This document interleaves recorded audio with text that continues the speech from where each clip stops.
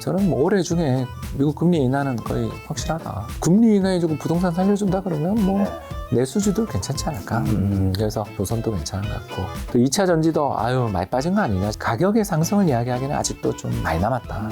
저는 적어도 2023년 상반기에는 멈추긴 어렵고 금리 인하되는 거 봐야 그때야 바닥 이야기를 할 수 있지 않을까.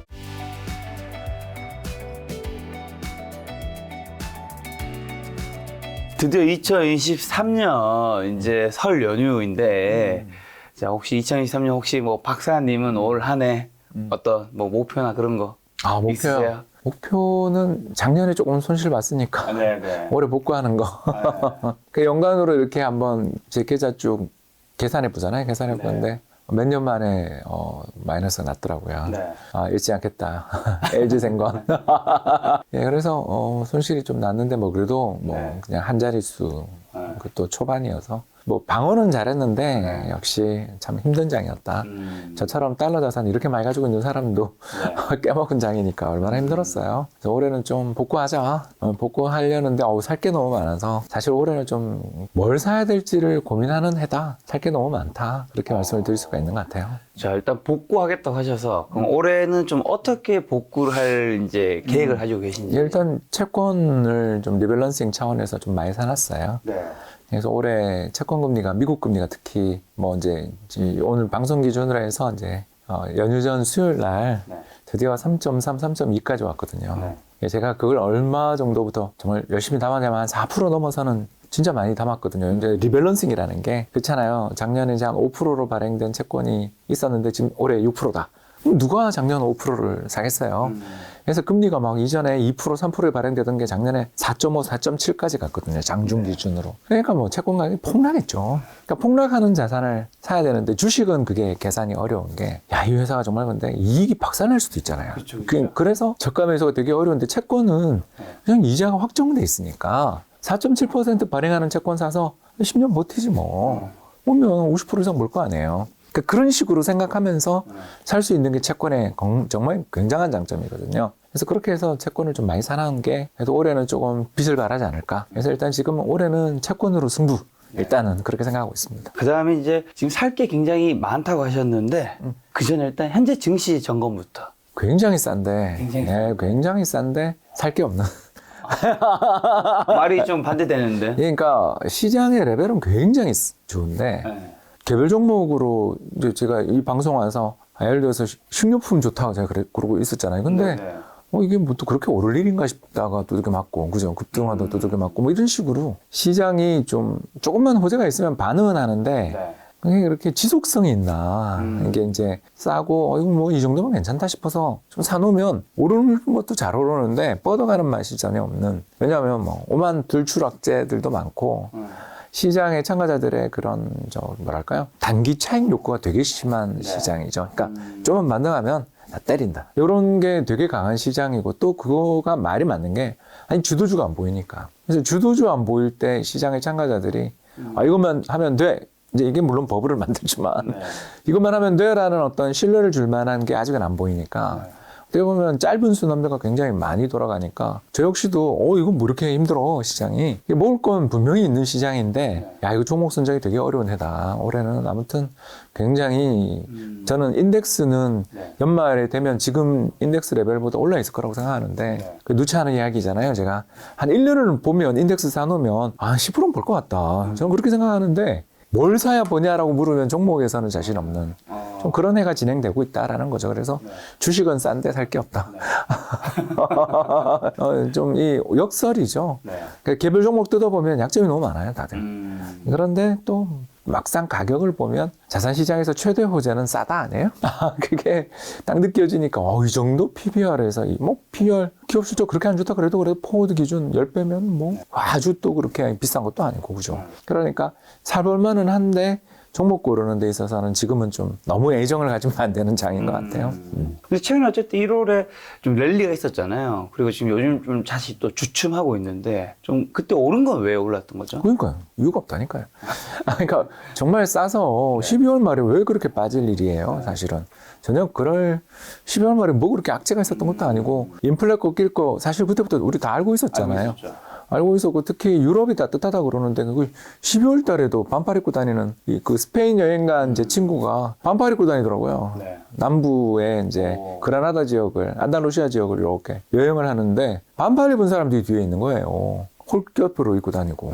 몇 도예요? 그랬더니, 15도, 20도라고. 야, 저녁가스 가격 폭락하겠구나. 봤더니 진짜 폭락 중이야. 그게 해서 유럽 증시가 랠리를 펼쳤어.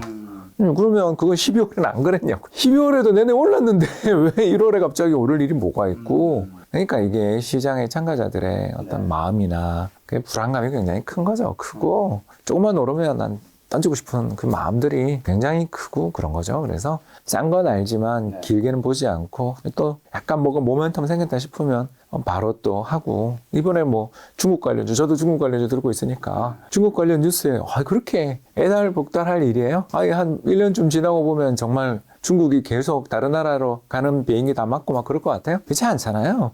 정상국가로 돌아가야 된다는 건 자기들 다 알고, 국민들이 가지고 있는 그 욕구가 얼마나 강한데, 개별 국가들에 대해서 또 우리가 뭐 하나요? 2016년부터 두들겨 맞아서 지금 7년째가 됐는데 뭐 그동안 우리한테 풀어준 게 뭐가 있다고 뭐 제2의 하나님 같은 소리나 하고 있고, 그러니까 이게 시장의 센티멘트가 작년에 너무 힘드니까 인내심이 약한 거예요. 그래서 단타로 가고, 호재에 있었던 것도 뒤늦게 되겠어 이러다가 정작 딴 나라 오르니까 그때 따라가고 뭐 이런 거죠. 그러면 이제 이코노미스트로서 올해 증시 2023년 어떻게 전망하세요? 좋다.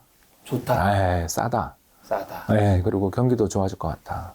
경기가 좋아질 것 같다고요? 경기가 지금 경기 안 좋지 않나요? 굉장히 나쁘죠. 나쁘니까 좋아질 거밖에 안 보이는 것 같아요. 그래서 작년에 내내 제가 와서 경기가 너무 안 좋아서 내년을 보자. 올해 너무 싸다. 그러니까 싸니까 사는 거지. 경기 수출 우리나라 뭐 내년 2023년 상반기까지 마이너스다.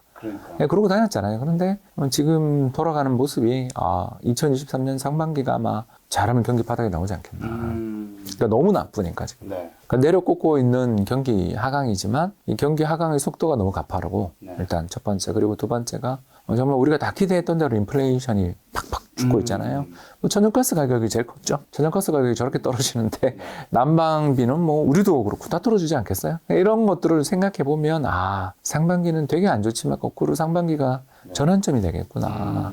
특히 제가 하나 오늘 여러분들한테 팁을 좀 드리고 싶은 게 질문도 있어서 하는 이야기인데, OECD 경기선행지수를 검색창에서 편집 다 해주실 거라고 믿고 이야기하자면 OECD CLI로 검색하시면 되거든요. 그냥 검색하면 아주 예쁜 차트가 나오는데 그 차트에 가셔서 한 20년치 정도를 이렇게 그래프를 조정해서 볼 수 있거든요. 되게 쉬워요. 20년치 그래프를 조정해 보면 지금 우리나라나 전 세계 OECD 경기선행지수가 한국 지수나 OECD 전체 지수가 역사적인 저점에 거의 와 있어요. 그러니까 2008년 글로벌 금융위기까지는 아닌데 2020년에 있었던 코로나 팬데믹이나 9.11 테러 때 레벨이에요. 더 나빠지려면 은행이 망해야 돼. 그 정도인가? 그건 아니지 않냐. 은행주 요새 오르는 거 봐도 그렇고 은행이 망할 정도는 아니거든. 그러니까 위기는 있어. 이미 레고랜드 사태가 이미 위기였지. 작은 저축회사들은 뭐 위험한 데도 있다는 얘기가 들리긴 했는데. 뭐 없을 수가 있겠어요. 근데 그건 시스템이 중요하지 않잖아요. 사실 시스템에서 중요한 건 솔직히 말해서 4대, 5대 금융지주잖아요. 그 이외의 금융기관들은 안타깝지만 개별적인 이슈라고요. 그게 세상 일 아니겠습니까? 사실 지나고 보면 그렇지 않아요? 그때 분명히 타격을 받은 분들은 계시지만 시스템적으로 중요한 금융기관이 망할 거냐. 예를 들어서 리만이나 시티나 뱅크 오브 아메리카 같은 AIG 같은 이렇게 빅4가 그때 미국은 정말 난리도 아니었잖아요. 그중에 망한 데도 나왔고 공적 자금들이 들어갔죠. 국유화됐다는 뜻이잖아요, 사실상. 이런 일들이 벌어질 거냐. 정말 그걸 걱정을 좀 한 게 사실 좀 크레딧 스위스 계속 이야기 좀 했잖아요. 근데 크레딧 스위스가 아무튼 가격이 어찌되었던 증자 성공했잖아. 됐지 뭐. 거기다가 유럽에서 금융기관들이 위험하다 걱정했는데 유럽이 저렇게 날이 따뜻하면 일단 두 가지가 해결된 거잖아. 첫 번째가 겨울철에 얼어 죽을까 봐 되게 걱정했잖아요. 그거가 해결됐고, 두 번째가 러시아의 그 에너지 무기화가 이제는 안 먹히는 거잖아. 그렇지 않습니까? 에너지 무기화가 안 먹히게 되면 유럽이 우크라이나 전쟁에 대해서 일희일비하고 그런 건 좀 덜하지 않겠어요? 덜하겠죠. 그러면 그 세계 경제에서 약 25%에서 30% 정도의 비중을 차지하는 게 범유로존인데 거기 경기가 더 나빠지지 않으면 이거 우리나라 수출이 꼭 미국으로만 가는 거 아니니까. 유럽 쪽으로도 가잖아요. 그러면 이게 꼭 나쁘다고 봐야 되냐. 그리고 유로존 중앙은행이 올해 이야기에 나오는 게 상반기 중에 아마 긴축 종료할 것처럼 이야기하기 시작했잖아요, 벌써. 네. ECB가. 네. 그러면 ECB 금리 인하한다면 한국은행도 따라가지 못할 이유가. 그러니까 미국은 천천히 하더라도 유럽 중앙은행이 먼저 한번 저희는 인하할게요. 그러면 네. 한국은행 입장에서는 안 그래도 우리 부동산이 너무 안 좋으니까 그렇죠. 한국은행이 잘하면 8월에도 인하할 수 있는 거 아니에요. 벌써 모 은행에서 8월 금리 인하 콜 했잖아요. 그런 것처럼 우리나라도 금리 인하가 아주 멀지 않았다라면 채권금리 팍팍 떨어지고 채권금리 팍팍 떨어지면 금융기관이 그렇게 그죠 뭐 PF 문제도 막 이런 것들이 좀 스프레드도 벌어지고 하니까 이익도 더 많이 나고 하면 괜찮지 않겠어요? 그래서 잘하면 뭐 이게 여긴 전제가 몇 가지 들어갔죠. 더 안 터진다 일단 레고랜드 같은 거 없다. 이게 첫 번째고 두 번째가 유럽이 좀 앞장서서 지금 경제가 되게 어려웠다 회복될라 그러는 뭔가 회복의 신호가 보이니까 22가 벌써 상반기 중에 긴축 완료 뭐 이런 이야기들이 조금씩 나오면 유럽은행 따라 우리나라도 눈치 보면서 따라갈 가능성이 있지 않냐 그러면 꼭 바닥이 올해에는 안 온다 이렇게 이야기하기보다는 상반기로 당겨질 가능성도 있지 않냐 그렇게 보는 거죠. 그렇기 때문에 상반기에 뭔가 좀 담아야 된다. 쌀 때. 김 작가 TV 와서 맨날 하는 이야기 있잖아요. PBR 지금 0.8에서 0.94인데 1년마다 우리나라 BPS 그러니까 북밸류가 한 9%씩 상승해요. 그럼 올해가 끝나고 나면 내년 초가 되면 현재 지금 이제 대충 PBR 0.8배가 2200, 2100인데 이게 한 200~300포인트 올라가 있을 거라는 거예요. 그러면 2500, 2400도 1년 뒤에까지 못 오르고 있다면 그게 0.8배인 거예요. 2008년 글로벌 금융위기 레벨. 그러니까 그 정도 밑에는 저는 별로 겁이 안 난다. 또 빠지면 사면 되지. 그렇죠. 인덱스로 투자를 해도 올해는 괜찮다. 상당히 매력 있는 레벨이다. 그런 생각이죠. 그래서 대충 2200선 깨진다든가 뭐 2300선 깨진다든가 그럴 때는 올해는 저는 상당히 매력적인 해다. 뭐 지금 레벨인데 그렇지 않습니까? 그럼 사야 된다. 네, 그거는 여기서 밑으로 가본들 그 추가적인 하락 리스크는 10%인데 근데 위는 열려 있잖아요. 주식시장이라는 게 호재 터지면 어떻게 될지 모르잖아요. 그렇죠. 부음 아니면 패닉이니까. 아니 시장이라는 게 저는 한국 시장에 대해서 아주 까칠하잖아요. 우리나라에 장기 투자 그딴 건 없고 삼성전자 말고 개별주 장기 투자해서 성공한 사람이 있냐고. 맨날 그렇게 이야기하는 사람이잖아요. 그런 사람이 이렇게 까칠한 사람이 이럴 때 주식 안 사면 사실은 주식은 안 하는 게 낫다. 그게 자기 체질이 안 맞는 거다. 이렇게 싼데도 못 사면 그는 체질이 안 맞는 거다. 굉장히 괴롭고 힘들어 하는 거니까 스트레스 받지 말고 제가 좋아하는 자산이 있잖아요. 한국 국채에다가 미국 달러 자산 이런 거 사놓으면 올해 그것도 저는 그렇게 성과 안 나쁠 것 같거든요. 미국의 국채 금리도 올해 고기도 엄청 지금 수익률이 되게 좋거든요. 그런 거 좀 사두시면 괜찮지 않겠나 생각합니다. 그런 것도 굉장히 좀 어떻게 보면 힘든 부분이 이 증시가 3,300 하고 할 때는 이제 막 삼성전자 같은 거 사두면 옛날부터 차트 보면 야 이거는 사두기만 했으면 우리가 부자가 됐다 경제적으로 하면서 장기 투자가 굉장히 중요하게 언급이 되게 많이 됐잖아요. 너무 지나치게. 그리고 또 어떻게 보면 요즘같이 하락장에서는 단타 트레이딩 같은 강좌들이 엄청 인기를 끄는 거예요. 근데 또 이게 또 완전히 다 오른 건 아닌데 트레이딩 하시는 분들이 가장 힘들어질 때가 어떠냐면 추세장이에요. 매도 신호 나왔다고 팔았다가 그게 속임수 매도가 나오고 추세 상승해버리면 그 트레이딩 시스템의 한계들이 언제나 좋은 트레이딩 시스템이라는 게 아직 저는 발견하지 못했거든요. 저도 국민연금 있었던 사람으로서 수많은 전략가들을 저도 전략가지만 수많은 전략가들을 뵀는데 박스권장에 잘하시는 분이 있고 추세장에 잘하시는 분이 있고 약세장에 콜 잘하시는 분이 다 달라요. 저는 약세장에 잘하는 스타일이고요. 약세장에 잘하는 사람들의 특성이 뭐냐면 싸다. 뭐 경기도 나빠지겠지만 여기서 하락 리스크가 뭐가 있냐. 이렇게 이야기하는 사람들이 하락장에서 강한 사람들이거든요. 제가 약세장에 어떻게 보면 좀 천생이 비관론자라서 막 급등할 때는 와가지고 초치는 이야기 많이 하는데 그렇잖아요. LG 에너지 솔루션 나올 때 얼마나 뭐라 그랬어요. 제가 이거 진짜 문제다. 심각하다 이거는. 이건 정말 문제다. 제가 대놓고 한 종목을 그렇게 저격한 사람이잖아요. 너무 이건 마음에 안 드는 회사다. PBR이 이게 몇 배인 줄 알고 있냐. 그러고 그랬잖아요. 그러던 사람이 사라 그러면 삐딱한 사람이 봐도 되게 나쁜 게 많은데도 이건 싸다 싶으면 여러분 한번 한 1년 지난 다음에 제가 여기 다시 출연해가지고 살라를 혼나면 되니까 저도 지금 물리고 있는 사람이고 여러분 한번 해봐요. 이렇게 쌀 때는 지금을 놓칠 수는 없다. 여기서 안 할 거면 주식 안 하는 게 낫지 않아요? 안 하는 게 낫죠. 왜냐면 딴 거 사는 게 낫지. 주식만이 꼭 자산은 아니에요, 여러분. 그렇죠. 꼭 주식할 필요 없어요, 사실은. 주식 말고도 좋은 자산들이 점점 많아지고 있고, 특히 우리나라 국내는, 여러분 솔직하게 이야기할게요. 우리나라 국내는 주식은, 국내 주식은 좀 해볼 만한 게, 버블이 한번 나면 막 난리잖아요. 내가 살만해. 근데 그거 이외에는 지금 잠깐 제가 한국 국제 투자하라는 거지, 네. 한국 자산을 뭐하러 투자해요? 죄송합니다만 살만한 상품이 없어요, 한국은. 지금 미국 리츠 한번 보자는 거죠, 저는. 오늘 두 번째 주제로 가져왔는데 그냥 지금 이야기할게요. 미국 리츠가 작년에 얼마 빠진지 아세요, 여러분? 평균? 26% 빠져서 26%. 배당을 포함한 수익이. 네. 그랬더니 금리도 떨어지고 있는데 미국 리츠 그 배당 수익률 얼마까지 작년 말에 갔냐면 4.3, 4.4 가더라고요. 여러분, 건물이 어디 가는 것도 아니고 세계 최고의 주택들이나 단지나 서버가 있는 건물에 투자를 해주는 그 최고의 리츠들이 네. 한 해 동안 26%가 빠지고 배당 포함이에요. 배당을 포함한 가격이 26% 폭락하고 배당 수익률이 4%대를 회복했어요. 그리고 지금 미국 모기지 금리 뚝뚝 떨어지잖아요. 물론 올해도 떨어지겠지, 집값은. 근데 집값 떨어지는 걸 모기지 가격이 26% 빠졌으면 다 반영한 거 아니에요? 글로벌 금융위기 때 35% 빠졌어요, 모기지 리츠가. 근데 이번에 26% 빠졌다니까? 그러면 다 반영한 거 아니에요? 더 반영할 수도 있지. 그러면 더 사면 되지. 배당 수익률이 좋아지니까. 채권이나 리츠의 좋은 점이 이제 나왔어요, 여러분. 미래 현금 흐름이 거의 확정적이잖아요. 주식이랑 다르다고요, 이런 자산들은. 리츠가 하이브리드인 게 26%씩이나 빠지니까 주식처럼 빠지는데 수익은 채권 같은 거잖아요. 그러니까 이게 바닥이다 싶을 때 사놓으면 분할 매수하기 정말 좋은 자산이 리츠거든요. 여러분 생각해보세요. 여기서 부동산이 계속 빠지면 그나마 건전했던 세계 금융기관들 다 망할 거고 경제 나빠지는데 부동산이 왜 이렇게 망했어요? 많이 올랐다가 빠진 거고 일단. 근데 많이 빠지면 법을 내쏘잖아. 그렇지 않습니까? 두 번째, 금리가 높았다. 금리 이제 지금 떨어지는데. 세 번째, 여러분 부동산이 한국 부동산이 강남 부동산이 하나 있고 미국에 실리콘밸리 부동산이 있어요. 자 여러분 똑같은 30억이야. 어떤 거 살래요? 물어보면 많아 안 해요? 그렇죠. 한국 부동산은 뭐하러 사요? 사더라도 쌀 때 사는 거는 동의.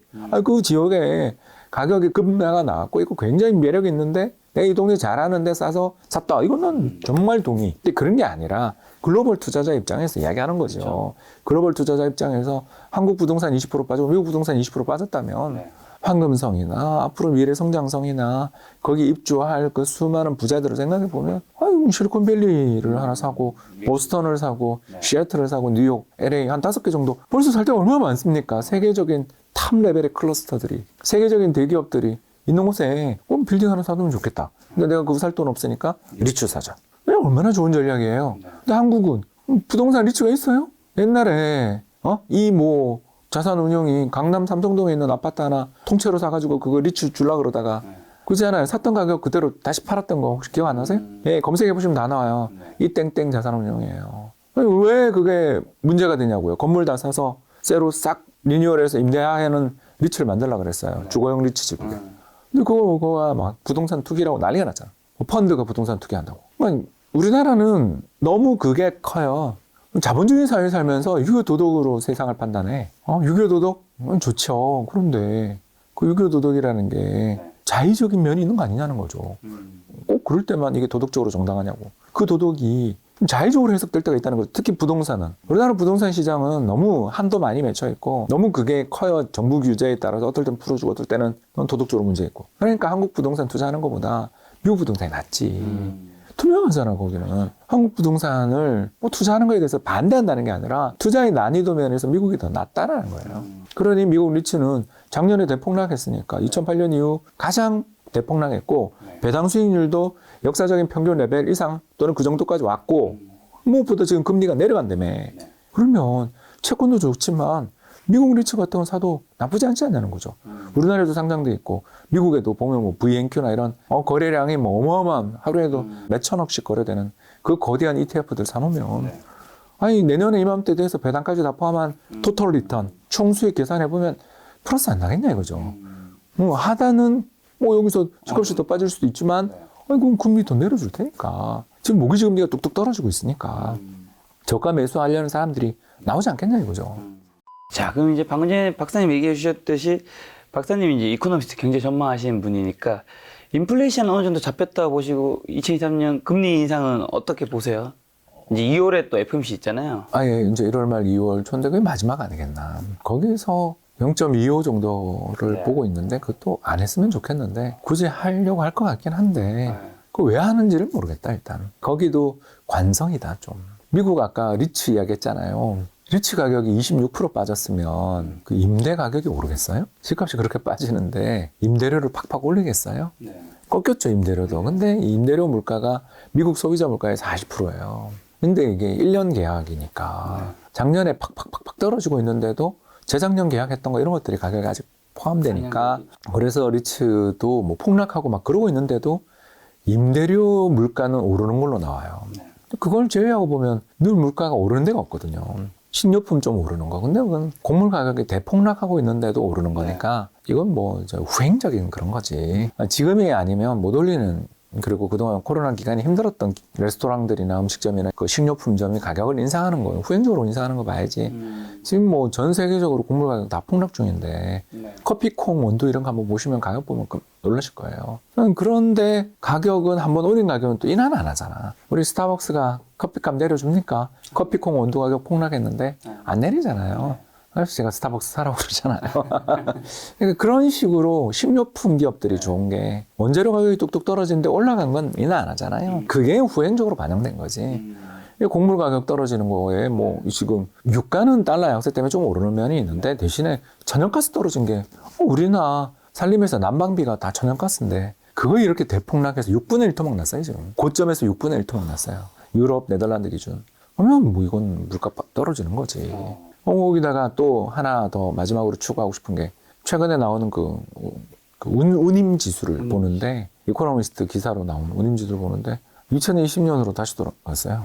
산을 하나 이렇게 만들고 운임료도 떨어지고 오를 게 뭐 몇 개 없어요. 오를 게 뭐 여기서도 계속 오를 수 있는 거 뭐 헬스케어 요금 근데 그것도 꺾였고 뭐 오를 수 있는 게 거의 지금 불황인데 이거는 인플레는 이미 다 끝난 건데 관성으로 금리를 계속 인상을 하려는 거죠. 물론 이제 야 이러다 다시 오르면 네가 책임질래? 그러면 저도 할 말은 없는데 이제 그 사람들이 하도 인플레 때문에 뒤어서 저러는 건데 정치적으로 너무 몰렸기 때문에 하는 그런 뒤늦은 뒷북에 불과하다. 저는 뭐 올해 중에 미국 금리 인하는 거의 확실하다.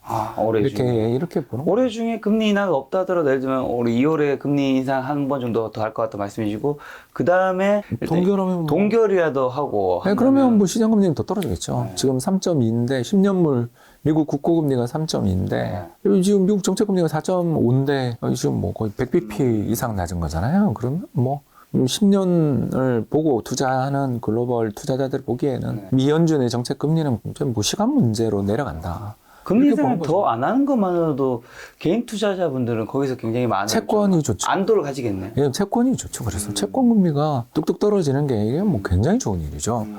채권 금리 떨어지면 막차로 예금 금리에 타러 가시는 그 예금을 가입해도 좋고요. 그렇지 않습니까? 요새 예금 금리 엄청 떨어졌잖아요. 예, 예금 가입해도 좋고요. 예금도 좋은 상품이고요. 또 하나 해볼 만한 게 이제 만기가 긴 장기채. 우리나라에는 장기채가 대부분 국채밖에 없으니까 10년물 국고 선물이라든가 아니면 뭐 그 이상 가는 채권 상품들이 한국에 꽤 상장돼 있잖아요. ETF로. 그런 거 사두시면 손실은 안 볼 것 같다 저는. 금리도 짭짤하게 벌 수 있는 데다가 손실은 내년 이맘때 되면 손실은 안 볼 것 같다. 위는 열려 있는데 손실은 없다. 이런 이야기죠. 자, 환율은요? 급격하게 빠졌죠 올해. 예, 그죠. 유럽 떡이죠. 유로화가 1대1이 깨졌었잖아요. 작년 10월에 0.9 근처까지 갔는데 지금 1.08인가 1.09까지 갔더라고요. 그래서 바닥에서 거의 15%에서 20% 올랐더라고요. 유로화 가치가. 이거 우리나라 환율 떨어진 거랑 비슷하죠, 그죠? 우리 1,450원이 1,200원 되거든요. 그렇죠. 예, 그런 식으로 우리나라 환율만 특히 뭐 아주 강력하게 우리만 환율이 떨어진 게 아니라. 세계적으로 지금 달러에 대해서 뭐 일본은 조금 예외이긴 합니다만 유럽이 일단 강세를 보이게 되면 우리나라는 환율 떨어지게 돼 있습니다. 그래서 올해 좀 환율 더 떨어지지 않겠나 생각되는데 이제 다만 한 가지 걱정거리는 뭐 우리 다 갖고 있는 것처럼 유럽 경제라는 게 지속성이 별로 없던 나라 지역이잖아요. 유럽 경제만 뭐 좋은 적이 있었어요. 지난 15년 동안 한 번도 없었어요. 미국 따라가잖아요, 경기도. 그래서 미국 경기 안 좋아지는데 유럽만 달릴 수는 없을 테니까. 미국이 뭐 좀 이건 워스트한 가정이에요. 미 연준이 못 본 척하고 0.5% 올렸다 이번에 1월 말에. 예를 들어서 그러고 3월달 또 올린다. 이러면 이 분위기 확 사라지면서 환율이 다시 튈 수 있죠. 근데 이제 그 가능성은 인플레를 봤을 때 그리고 경제 지표를 봤을 때는 거의 가능성 없다. 지금 특히 이번 발표됐던 미국 소매 판매가 그 좋은 11월, 12월 땡스기빙 데이랑 또 할리데이 시즌에 거기 1%씩 떨어졌거든요. 감소. 인플레이션이 계속 되고 있는 상황에서 플러스잖아요. 아직도 인플레는 플러스인데 매출이 마이너스가 난다. 이건 뭐 거의 좀 큰일 난 거죠. 경기가 아주 가파르게 미국도 그렇게 나빠지는 그런 중이라는 것을 생각해 보신다면 저는 뭐 그 리스크는 그렇게 크지 않다. 그래서 연말쯤 되면 저는 안정적으로 1,200원 밑에 있지 않을까. 그래서 작년에 이제 뭐 제 유튜브 채널에서는 1,180원 불렀는데 올해 연말 환율을 그보다 더 내려갈 수도 있지 않나. 근데 뭐 그건 뭐 일종의 일단 가이드라인이니까요. 너무 숫자 자체 하기보단 환율은 올해 좀 떨어질 가능성이 있지 않냐 그렇게 생각합니다. 자, 그 한국에서는 이제 인덱스 투자하는 것도 괜찮다 하셨는데 그래도 개별 주식도 이제 뭐 살까 고민하고 계실 텐데 올해 좀 그래도 가능성 있는 유망 주식 섹터는 어느 쪽 보세요? 금리 인하해주고 부동산 살려준다 그러면 뭐 내수주들 괜찮지 않을까.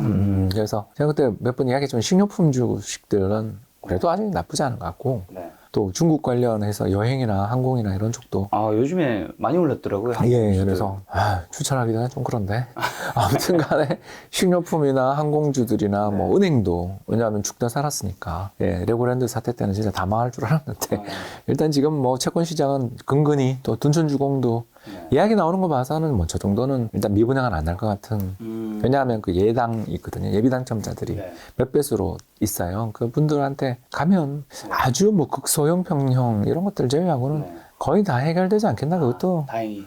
시간 지나면 해결될 물량 같아요. 그러면 이게 왜 호재라고 저는 보냐 하면 확장이나 뭐 이런 비용까지 하면 한 15억 정도 국평 강동에서 15억 정도가 바닥이다라는 거에 대한 기대가 좀 있으니까 완판된 거 아니겠어요? 사실상 국평은 거의 완판이라고 보니까 그 33평 국평이 뭐 여러 가지 비용까지 해서 한 15억 정도는 강동도 신축은 그 정도가 괜찮다라고 보는 정도의 사람들이 우리나라에 5천 명이나 있었다라는 거잖아요.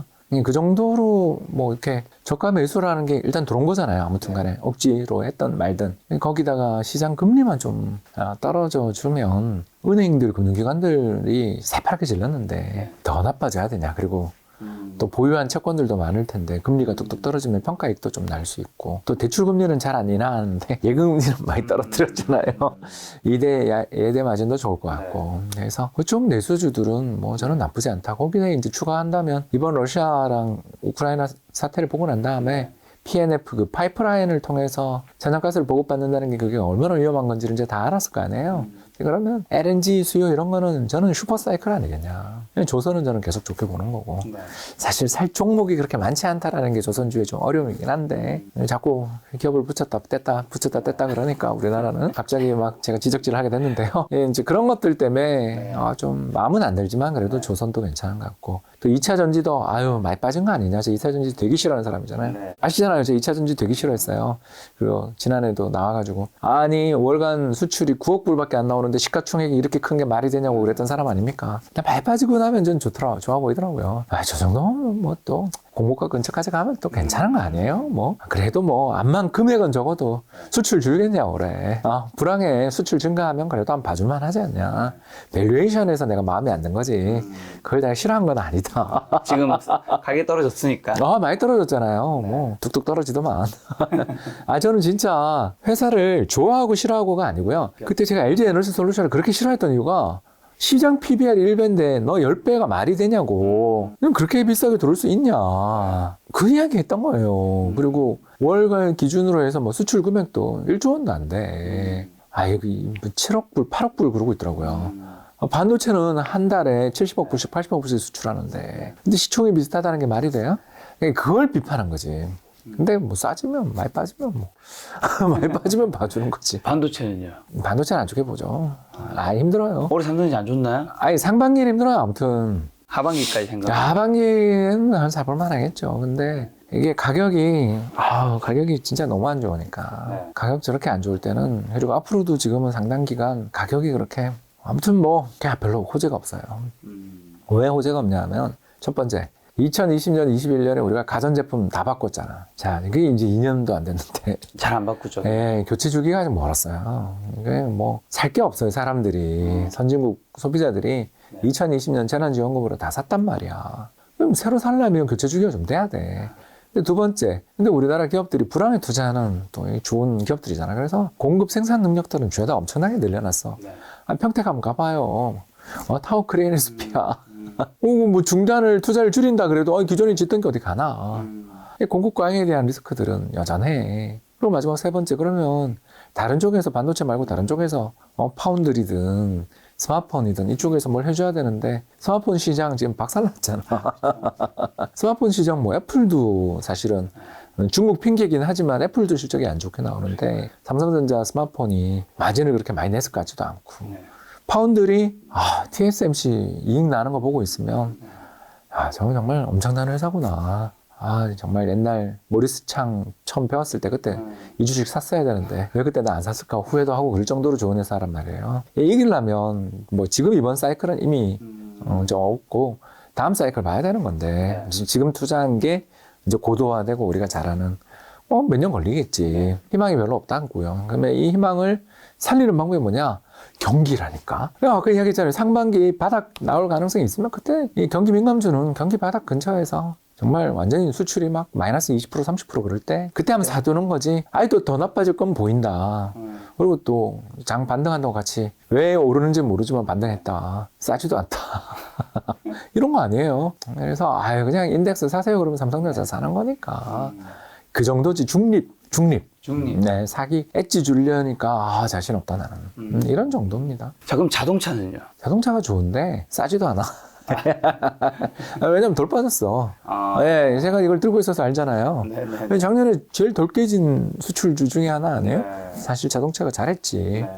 잘했고 올해도 나오는 차들 보니까 그죠? 이번에 또 산타페. 거기다 이번에 새로 나온 그랜저 보는데 검정색 진짜 예쁘더라고요. 어디 카페를 갔는데 옆자리 세워놨는데 너무 예뻐가지고 무슨 뭐 그 옥탄 같은 그런 기분 있잖아요.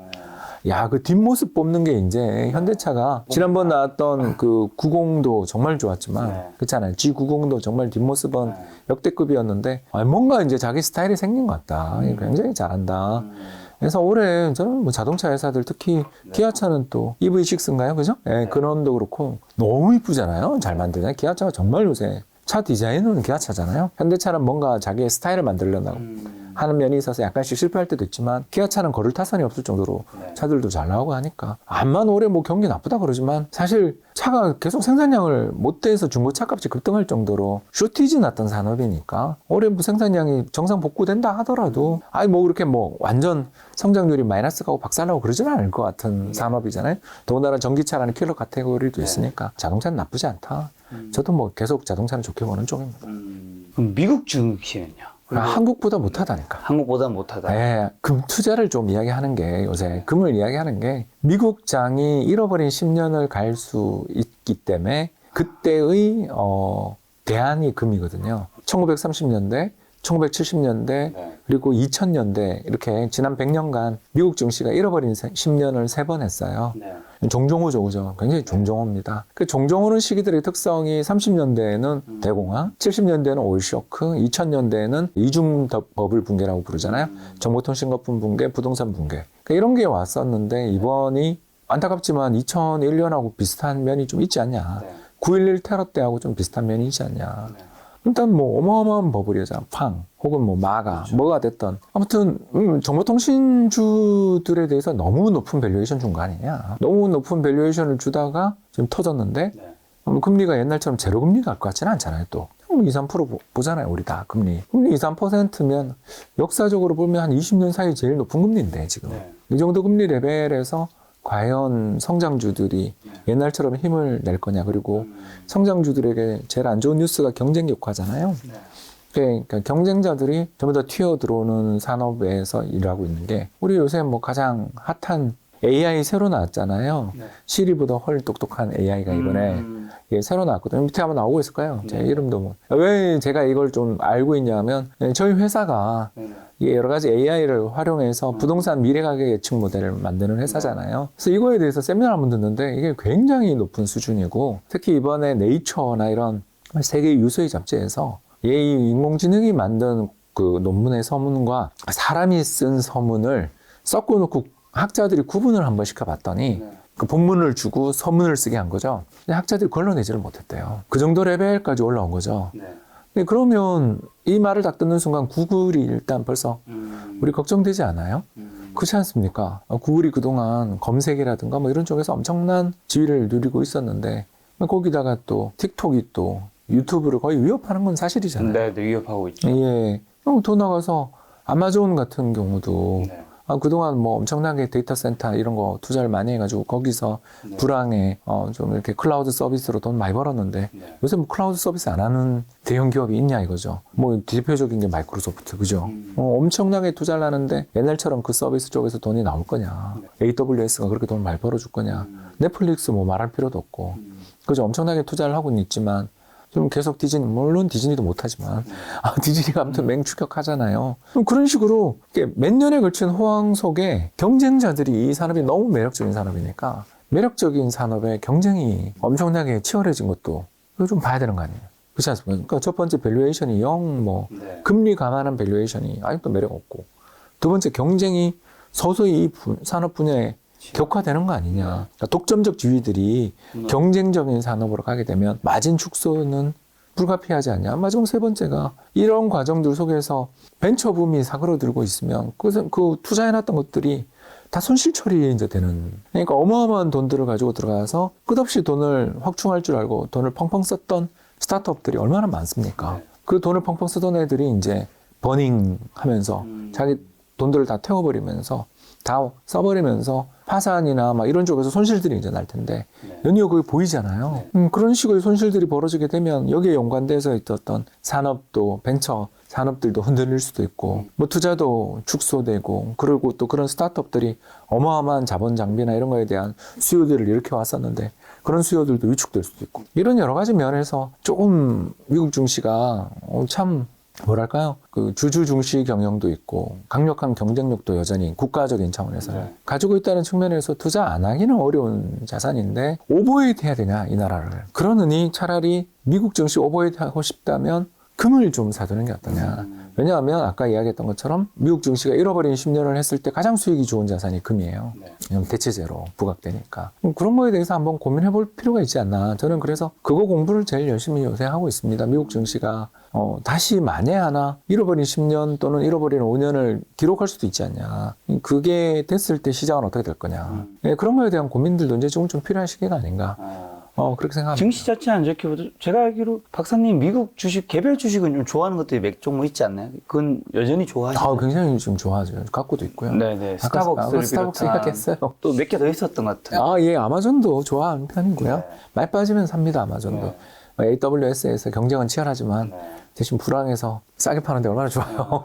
근데 코스트코 좋아하고요. 예, 그리고 버크셔 하사웨이 좋아하고요. 네, 좋아하는 회사 많습니다. 이런 종목들은 방금 말씀하신 좀 부정적인 전망과는 좀 다르게 그래도 좋게 보시는 부분이 있다는 의미로 받아들이면 그렇죠. 아까 이야기에 조금 더 사족을 붙이자면 마가나 팡을 싫어하는 게 아니라 비싸서 싫어하는 거고 그렇죠. 걔네 많이 조정받으면 또 저는 살 수 있다. 그러나 그 조정이 충분한지에 대해서는 아직 확신이 없다라는 이야기입니다. 최근에 부동산 시장 분위기 좀 현재 어떻고 현재 어느 지점에 와 있다고 보세요? 이제는 워낙 많이 좀 떨어진 상태라서 아직도 진행 중이죠, 하락은. 왜 그러냐면 부동산이 단일한 시장이 아니라서 그렇거든요. 그 최근에 빌라왕 사건 보셨겠지만 그 사기 수법이 굉장히 정교하고 무섭더라고요.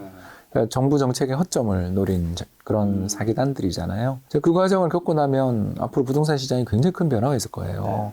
일단 2021년, 22년에 가장 핫했던 시장이 빌라였어요. 그리고 고가 오피스텔이었어요.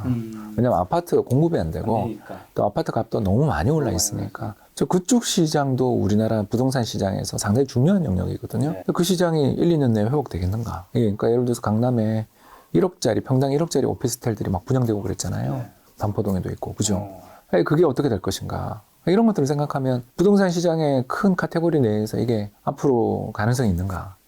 1, 2년 내에 회복되겠는가에 대해서 의구심이 들 수밖에 없는 거죠. 네.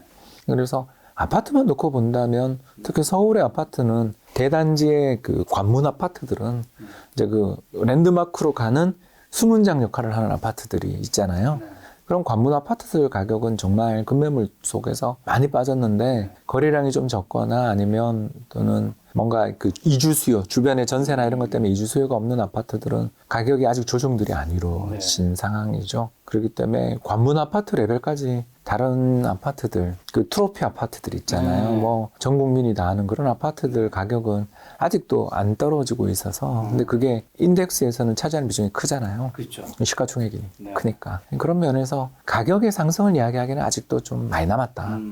네, 그런데 이제 급매가 체결이 된 뭐 수천 세대짜리 그리고 매매 이주 수요 이런 것들이 되게 많은 아파트들은 뭐 여기서 더 빠지겠나 정도. 그런데 이제 그 가격 및 수준으로 그 아파트 가격이 오르지는 못할 테니까 그 아파트 레벨로 다른 주택 가격도 수렴하지 않겠나 그 가격 하락률이. 가격의 하락은 일단 저는 적어도 2023년 상반기에는 멈추긴 어렵고 금리 인하되는 거 봐야 그때야 바닥 이야기를 할 수 있지 않을까. 아직은 상당히 저는 어렵다고 보고 있습니다. 서울과 수도권 기준했을 때는 바닥 좀 밑으로 더 떨어진다면 좀 어느 정도까지 지금 좀 더 떨어질 수 있을까요? 일단 좀 경매 시장 분위기가 너무 네. 무서워서 일단 서울 경매 낙찰가율이 70%대를 찍었어요. 작년 12월에. 그런데 재작년에 얼마였냐면 120%였잖아요. 낙찰이라는 게 그만큼 50%포인트 가까이 떨어진 거죠. 그만큼 안 되고 유찰이 되고 있다. 이게 1차는 무조건 유찰이죠, 지금. 2차, 3차로 가고 있거든요. 근데 그 가격이 있는데 급분매 정도 아니고 사겠어요? 제가 그걸 질문하는 거죠. 지금 집을 사면 경매에서 사지. 지금 상도동에 있는 모 아파트 유명하잖아요. 지금 난리 났잖아요. 네. 그 엘모 아파트입니다. 상도동에 있는 엘모 아파트 경매 낙찰가율 뭐 8억대 지금 나오잖아요. 그게 얼마 전에 15억 하던 게 2차가 유찰됐어요. 그렇거든요. 2차까지 유찰돼서 그래요. 아, 유찰돼서 8억에 결국에는 예, 이번에 낙찰된 것 같아요. 그런 아파트들이 나오고 있거든요. 네. 근데 지금 그 아파트를 가서 제가 이제 저희도 프랍테크 사업을 하니까 얼마의 호가 나왔나 봤더니 12, 13억이더라고요. 그럼 무슨 말을 하는지 아시겠죠? 네. 더 떨어질 그러니까 지금 시장은 가격은 호가 이런 건 의미가 없고 경매 낙찰가나 아니면 아까 이야기했던 그 랜드마크 몇천 세대짜리 랜드마크의 급매 가격이 잣대인데 물론 저가 매수하려는 사람들이 이제 정부가 규제를 풀어주니까 다주택자들도 이제 부담이 덜하니까 분명히 저가 매수는 이제 들어올 것 같긴 한데 그 가격의 잣대가 경매 낙찰가율이거나 낙찰된 가격이거나 아니면 급매 가격이지 적극적으로 살려는 가격은 그러니까 사서 올리는 가격은 아닌 것 같지 않냐. 그렇게 보여주고요. 그래서 가장 위험한 곳은 경기도의 이기 신도시라고 김 작가 TV 나와서 여러 번 이야기했죠. 예, 거기는 레버리지 비율이 평균 100%가 넘었다까지 제가 이야기를 해줬잖아요. 그래서 그 지역이 제일 위험하죠. 거기가 경매가 제일 많이 나올 테니까. 그래서 일단 부동산 시장은 희망은 보이지만 둔촌 주공 사태가 좀 진정되고 있으니까 희망은 보이나 돌아서려니 아직 힘이 없다. 뭔가 사고 싶은 가슴에 불을 지피는 그런 건 없다. 그래서 지금은 결국 좀 저가 매수, 그러니까 말 그대로 밸류에이션을 다 해서 이 정도는 뭐 충분히 감당할 수 있다 하는 그런 좀 어떻게 보면 부동산 시장에서의 장기 투자자들이 사는 장이지 아직 그런 장은 호가가 뚝 떨어져야 잡지 올리면 절대 안 사주는 사람들이다. 그 사람들은. 그죠? 그 돈 들고 가서 거기서 딜하는 사람들이잖아요. 그러니까 아직은 가격이 바닥 쳤다고 말할 수는 없다. 강남 상구 상황은 어떤가요? 이제 확산되고 있죠. 뭐 송파에서 시작된 게 서쪽으로 계속 가고 있죠. 이번에도 서초구에도 모 아파트 또 이야기 나왔고. 그렇죠. 좀 이게 피할 수는 없어요, 여러분. 아까 제가 스타트업 이야기했잖아요.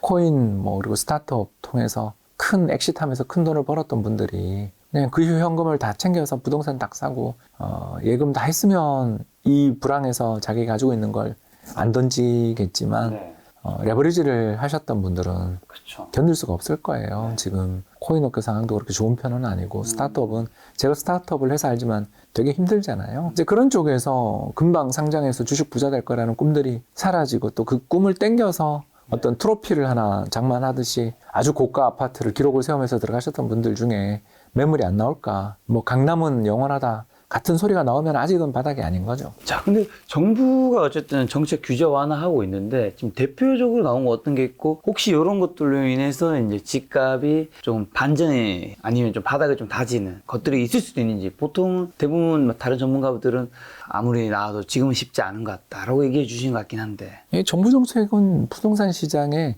부차적 요인이잖아요. 네.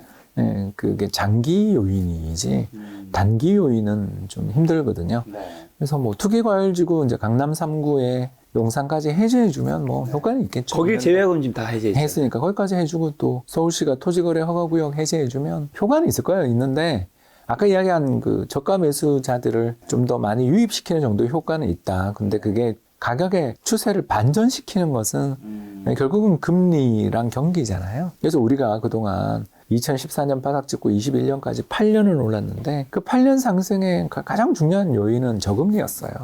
공급 감소 부족에 대한 공포도 있었지만 그렇죠. 그것도 있었지만 사실은 저금리였어요. 근데 이제 지금 저금리가 아닌 그리고 한국은행이 이번에도 금리를 인상하셨는데 7년. 예, 여기서 인하하려면 시간이 좀 걸리잖아요.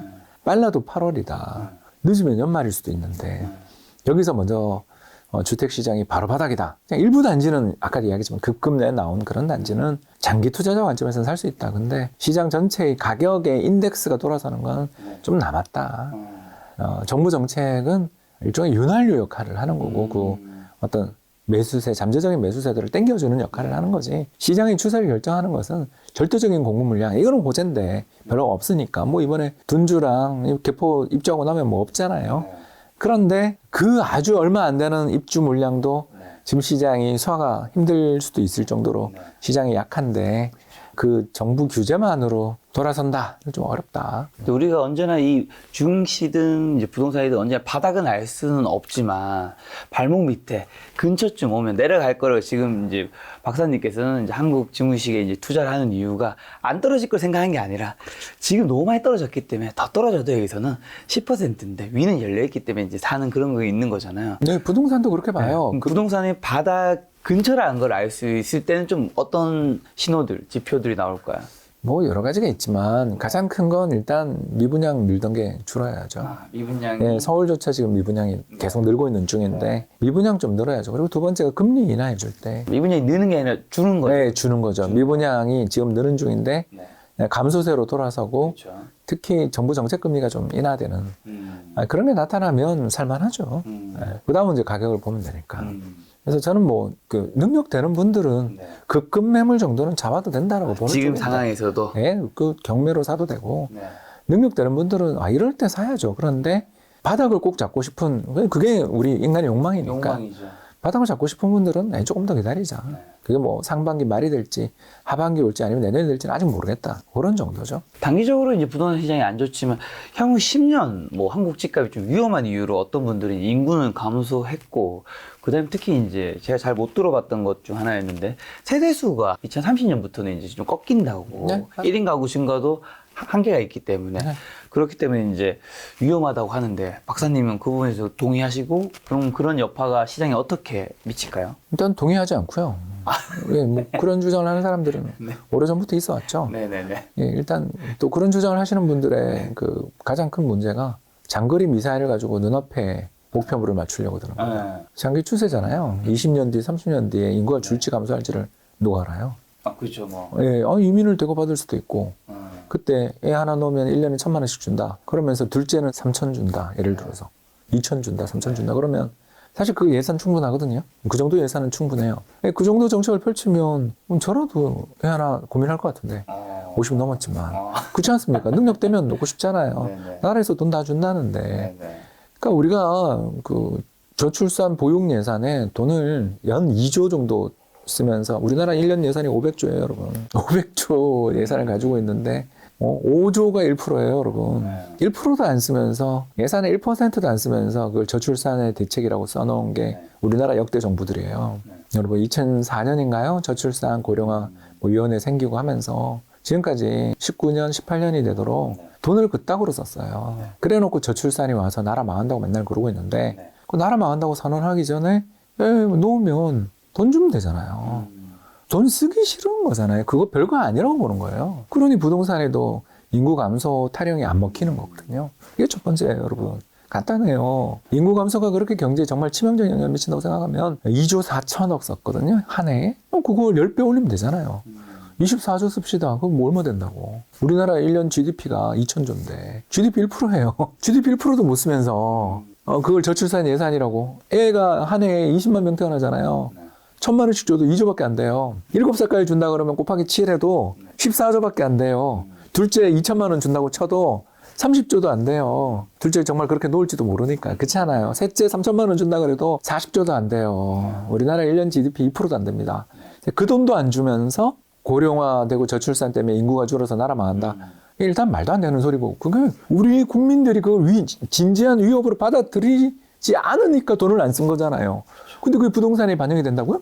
아무도 우리나라 국민들이 저출산에서 인구 감소되는 게 중요한 문제가 아니라고 생각하니까 그 예산을 쓰고도 아무도 문제가 없는 건 아니에요. 그런데 그게 부동산에 영향을 미친다?